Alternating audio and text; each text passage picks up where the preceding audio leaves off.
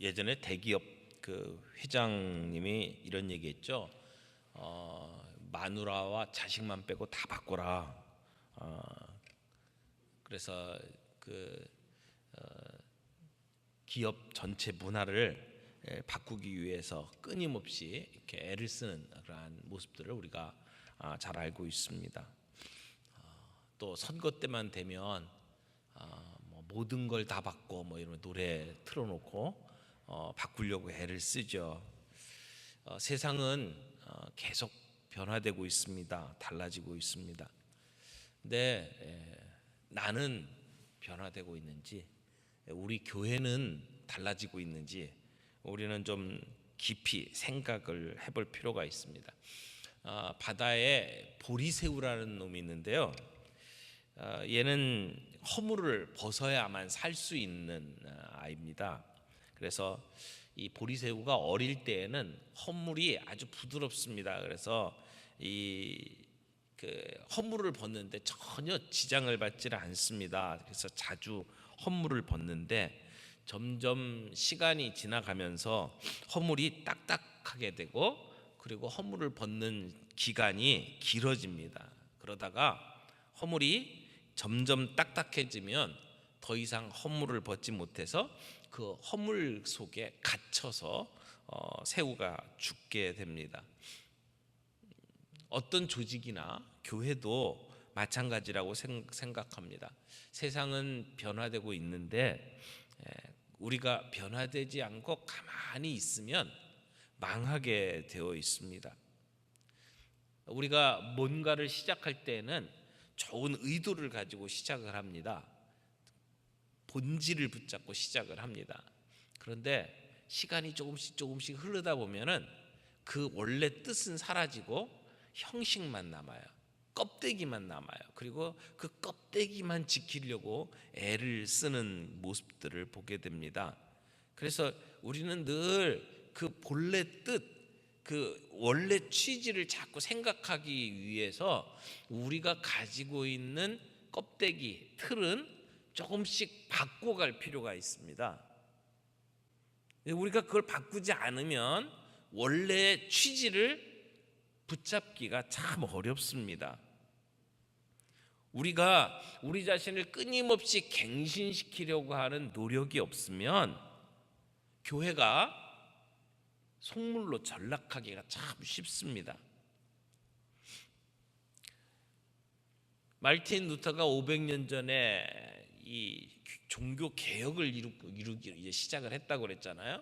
이 개혁이라는 말, 영어로 리폼이라는 표현을 쓰거든요. 리포메이션이라는 표현을 쓰는데, 폼은 이게 이 틀, 원래 있던 모습을 얘기하는 거잖아요.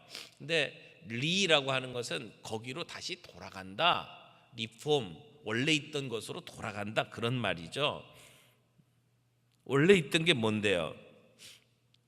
성경에서 이야기하고 있는 우리 교회의 모습으로 다시 돌아가는 것이 개혁입니다. 리포메이션입니다.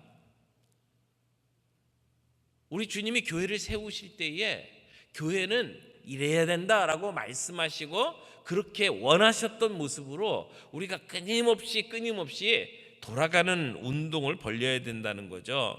그래서 종교 개혁은요, 그냥 어떤 뭐 이렇게 그 제도를 바꾸고 어떤 구조를 바꾸는 게 아니고, 사실은 교리의 개혁이었습니다. 예배의 개혁이었습니다.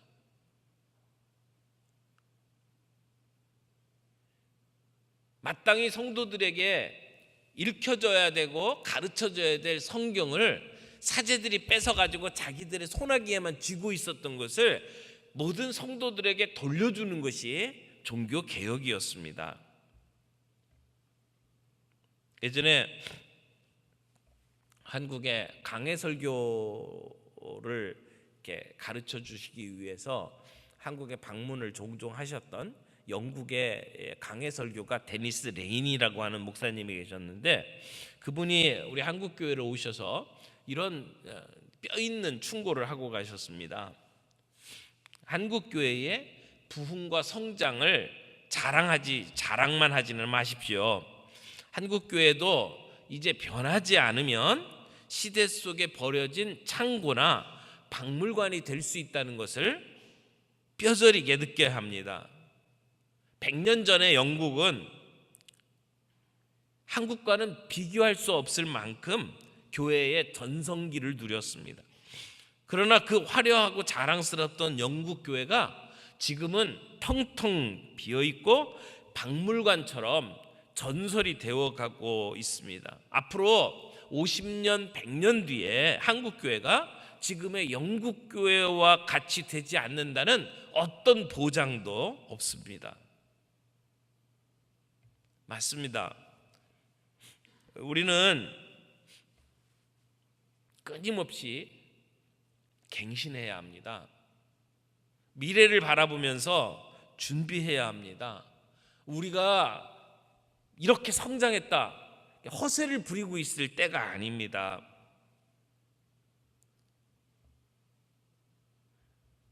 우리 교회가 점점 숫자가 줄어들고 있는 시대에 살아가고 있잖아요.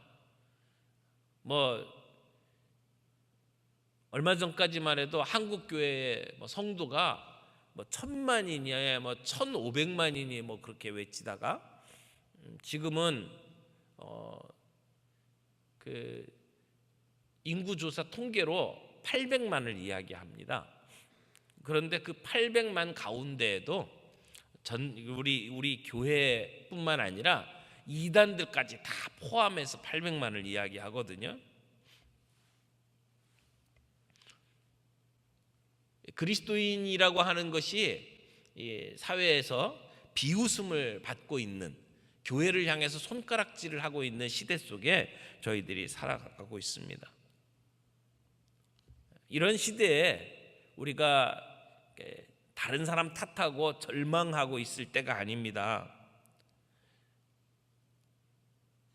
하나님께서 우리 교회를 통해서 이루기 원하시는 하나님의 생각이 무엇인지 우리는 다시 붙잡아야 하고, 이 시대에 휘어져 추수하게 되어 있는 수많은 영혼들을 바라보면서 우리가 다시 깨어나야 될 시기에 살아가고 있다고 생각을 합니다. 영적 추수의 시대.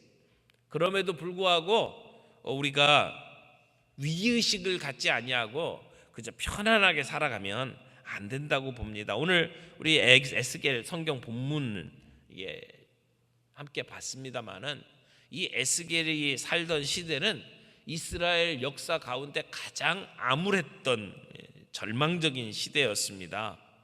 이스라엘이 하나님의 백성이었지만 하나님을 섬기지 않고 우상 숭배를 가득 찬 삶을 살았습니다. 그래서 하나님께서는 그 주변에 있는 바벨론이라고 하는 나라를 통해서 이스라엘을 심판하셨습니다. 그들에게 고통을 주셨습니다. 예루살렘 성은 함락이 되었고 솔로몬이 지었던 성전은 다 무너져 버렸습니다. 유대의 왕은 두 눈이 뽑힌 채 쇠사슬에 끌려서 개처럼 바벨론으로 끌려갔습니다. 그토록 화려했던 예루살렘 성전이 순식간에 무너져 버렸고, 건장한 청년들, 쓸모있는 청년들은 다 포로로 끌려갔습니다. 그런 포로 생활을 오랫동안 할 수밖에 없었습니다. 그러나 이것이 하나님의 백성의 끝이 아닙니다. 때로는 우리가 고난을 당하고 때로는 힘든 일을 당한다 할지라도 그것이 우리의 결론이 아닙니다. 하나님께서는 우리를 하나님의 백성답게 만들기 위해서 때로는 고통을 주십니다. 어려움을 주십니다. 예스겔 선지자가 포로로 끌려가서 강가를 거닐고 있을 때에 하나님께서 하늘문을 열고 하나님의 음성을 들려줍니다. 1절에 보십시오. 여호와께서 권능으로 내게 임재하시고 그의 영으로 나를 데리고 가서 골짜기 가운데 두셨는데 거기 뼈가 가득하더라. 그리고 나를 그 뼈 사방으로 지나가게 하시기로 본즉 그 골짜기 지면에 뼈가 심히 많고 아주 말랐더라. 여기 마른 뼈 골짜기의 상황을 설명을 하고 있습니다. 골짜기 지면에 뼈가 심히 많대요. 가죽도 없고 힘줄도 없고 뼈만 남아서 그것도 흐트러진 그러한 마른 뼈. 아마 이것은 절망 가운데 처해 있는 이스라엘 백성의 모습을 보여주는 것이라고 생각합니다. 그것도 뼈가 심히 많다라고 하는 것은 이 절망적인 상태가 온 이스라엘 가운데 퍼져 있다는 것을 이야기하는 거죠. 그런데 그 뼈도 아주 말랐더라. 전혀 다시 살아날 수 있는 기운이 없는 상태지요. 이 뼈는 온 지면에 흩어져 있습니다. 여러분, 죽은 사람의 뼈는 본래 무덤 속에 있어야만 하는 것 아닙니까? 보기에 흉하고 무섭기도 한 이 뼈가 왜 이렇게 땅 속에 있지 않고 무덤 속에 있지 않고 이렇게 땅 위에 널브러져 있을까요? 너무나도 비참하게 죽었기 때문에 장사 지내줄 사람도 없었습니다. 버려진 시체였습니다. 짐승들이 뜯어먹고 하늘의 독수기들이 뜯어먹고 그래서 뼈들이 이리저리 굴러다니는 그러한 상황. 이것은 하나님의 백성인 이스라엘 백성이 얼마나 수치스러운 상황 속에 놓여져 있는지를 보여주는 그러한 모습입니다. 어떻게 보면 이 모습은 종교 개혁이 일어날 때에 가톨릭 교회의 모습과 똑같다고 볼 수 있습니다. 영적으로 너무나도 비참한 상태, 앙상한 뼈만 여기저기 흩어져서 나뒹굴고 있는 그러한 상태. 그것만이 아닙니다. 이 앙상한 뼈, 이것이 오늘 우리의 민족입니다. 어떻게 보면 남북으로 나뉘어져서 핵을 가지고 서로 으르렁거리고 죽이네 사네 이야기하고 있는 우리나라의 모습일 수 있고요. 오늘 점점 힘을 잃어버리고 영향력을 잃어버리는 우리 한국 교회의 모습 또는 나의 모습일 수 있습니다.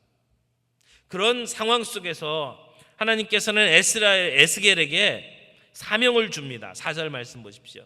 4절 또 내게 이르시되 너는 이 모든 뼈에게 대언하여 이르기를 너희 마른 뼈들아 여호와의 말씀을 들을지어다. 주 여호와께서 이 뼈들에게 이같이 말씀하시기를 내가 생기를 너희에게 들어가게 하리니 너희가 살아나리라. 너희 위에 힘줄을 두고 살을 입히고 가죽으로 덮고 너희 속에 생기를 얻으리니 너희가 살아나리라.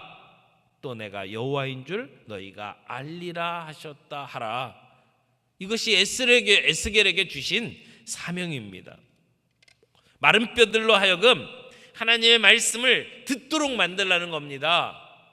하나님의 말씀을 선포하라는 것입니다. 그래서 성령의 능력으로 살려내라고 사명을 주신 겁니다. 이처럼 하나님께서 어느 날 루터와 칼빈에게 사명을 주셨습니다. 마른 뼈처럼 화석화되고 조직만 남아있는 타락한 교회를 하나님의 생명력 있는 군대로 다시 일으켜라 라고 하는 것이 주신 사명입니다. 오늘 우리에게도 이 땅을 하나님께서 치유하도록 우리에게 말씀을 주신다고 믿습니다.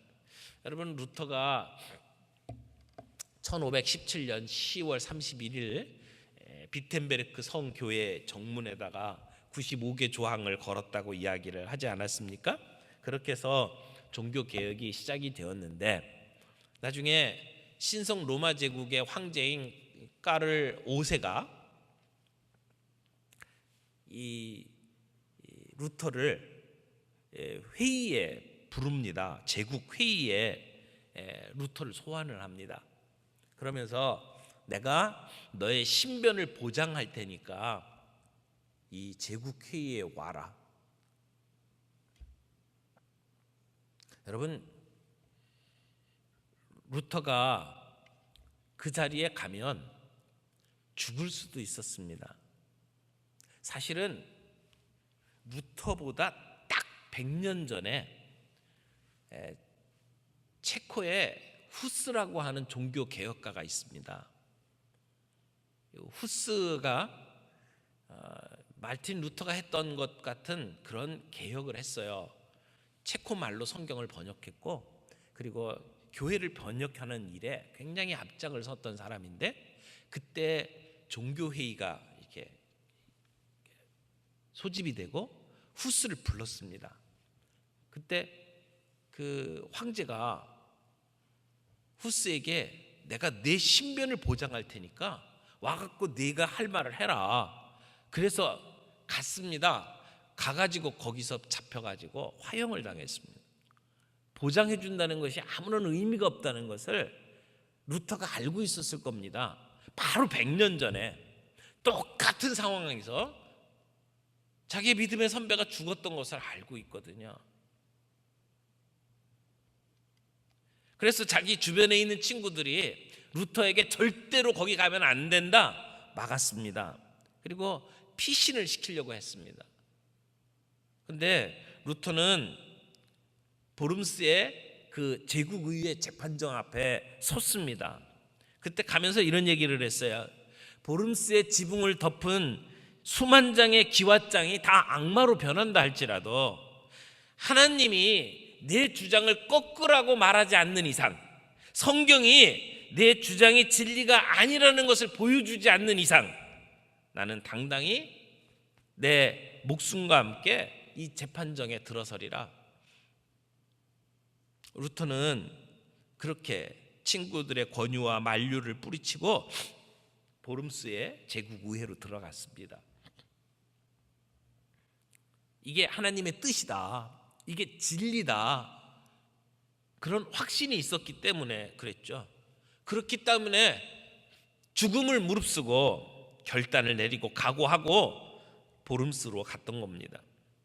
오늘 우리가 주님이 우리에게 주신 진리를 붙잡고 살아가는 것이 결코 쉬운 것이 아니라고 생각해요. 뭔가를 변화시키려고 하면 막아서는 사람들이 있습니다. 쉽지 않습니다. 그만큼 결단이 필요합니다.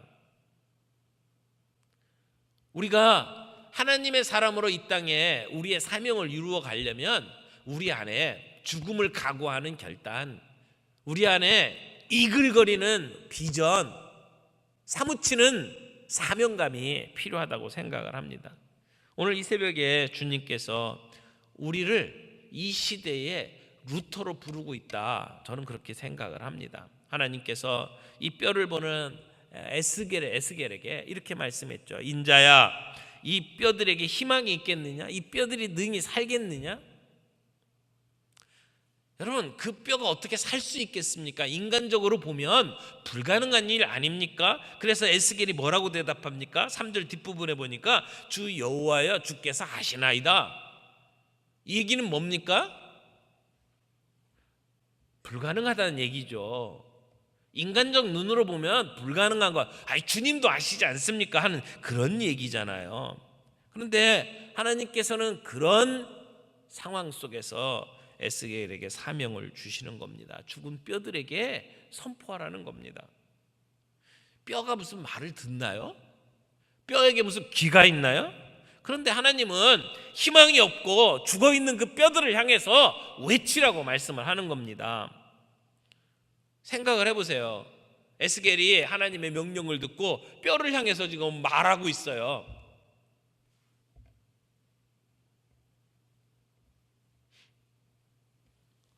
하나님의 명령에 따라서 인간적으로 보기에는 불가능한데, 말이 안 되는데, 에스겔은 하나님이 주신 말씀을 그대로 전합니다.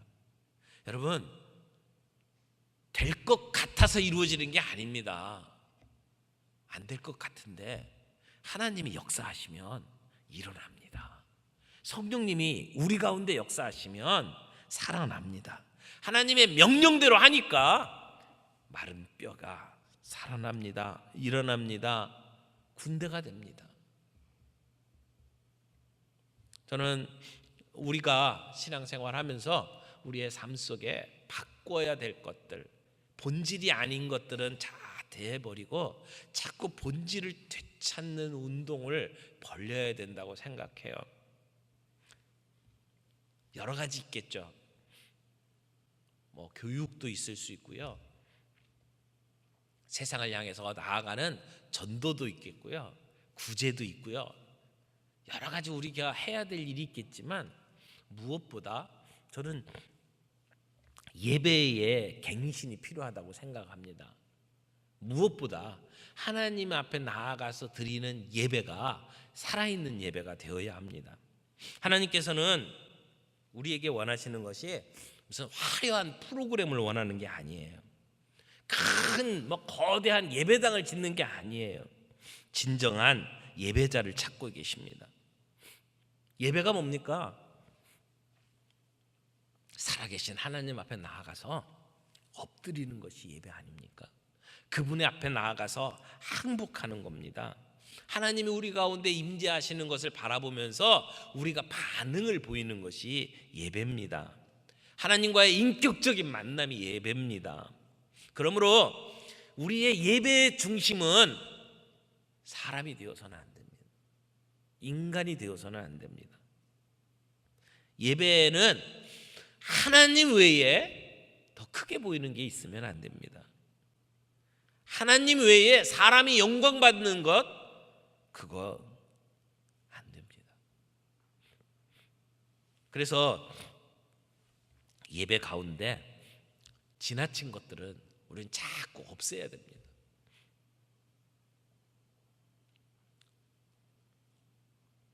이 예배 강단을 자꾸 이렇게 올리는 교회들 있죠. 그래서 이렇게 위에서 깔아보게 만들고 사람들은 막 이렇게 쳐다보게 만드는, 그래서 이 강대상을 자꾸 높이는 경향들이 있어요. 화려하게 만드는 경향. 예배자가 이렇게 가운을 입고 이렇게 인도하는 경우, 화려하게 뭔가를 막 장식하는 경우, 걸어요, 막 이렇게 이상한 걸 막 계속 걸어요. 물론 의미들이 있을 수 있어요. 그런데 그게 자칫 잘못하면 사람을 높이는 게 될 수 있죠. 말씀을 전하는 자가 가운 입을 수 있습니다.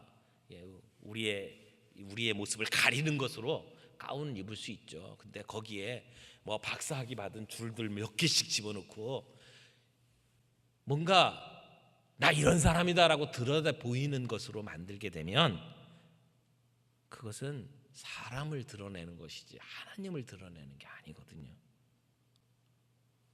여러분, 자신을 드러내려고 하는 순간 예배의 본질이 없어집니다. 사람을 드러내려고 하는 순간 예배가 아닙니다. 우리가 종종 찬양을 합니다. 우리 글로리아 중창대도 찬양하기도 하고 우리 찬양대가 찬양하기도 하고, 찬양이 끝나면 우리가 박수를 치잖아요. 근데 착각하면 안 됩니다. 잘했다고 박수 치는 것으로 우리가 그 박수를 친다면 그건 예배가 아닙니다. 이미 그거는 본질이 없어진 겁니다.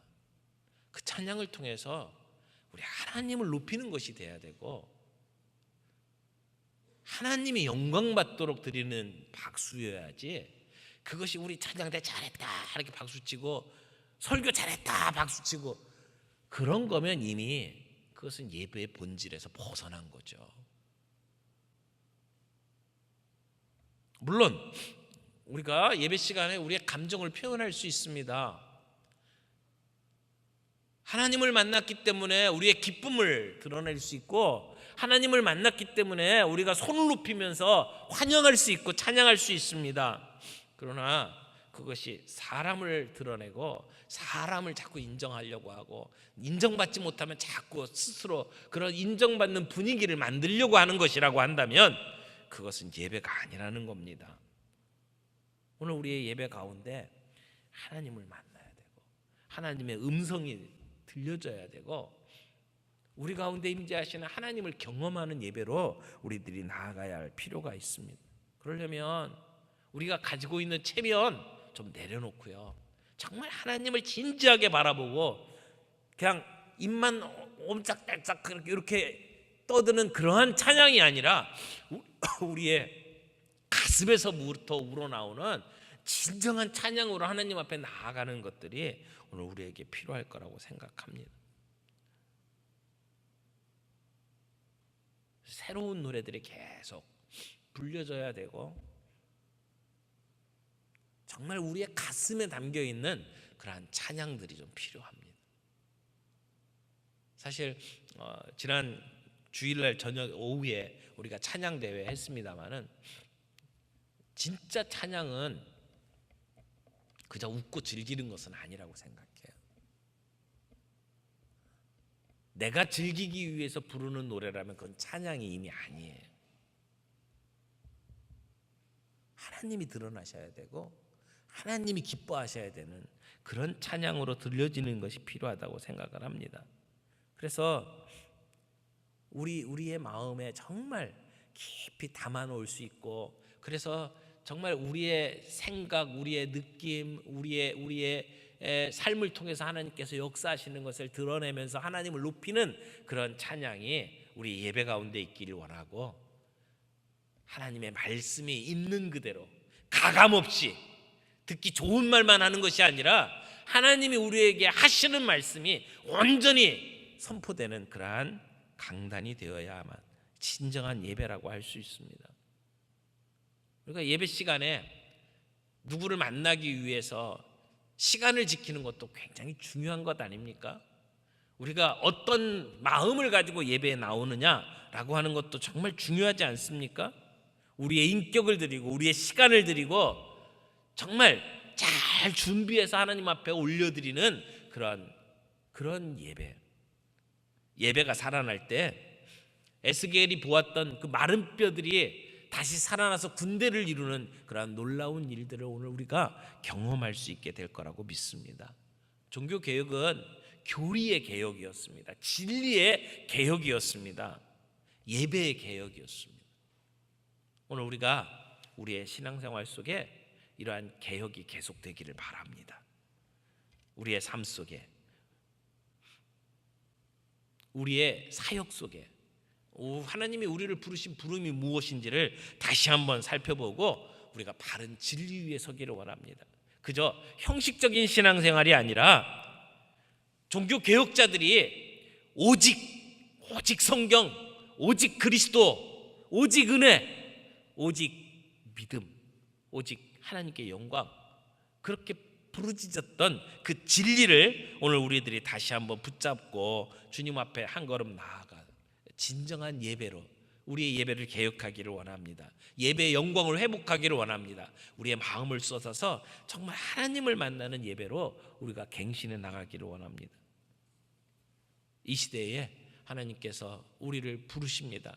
우리 시대의 루터로, 우리 시대의 켈빈으로, 우리 시대의 에스겔로 우리를 부르십니다. 주님의 부르심 앞에 우리가 순종하고 그렇게 살아가면서 하나님을 드러내는, 하나님께 영광을 돌리는 우리 교회, 우리의 가정, 우리의 직장, 우리의 모든 삶이 되기를 바랍니다.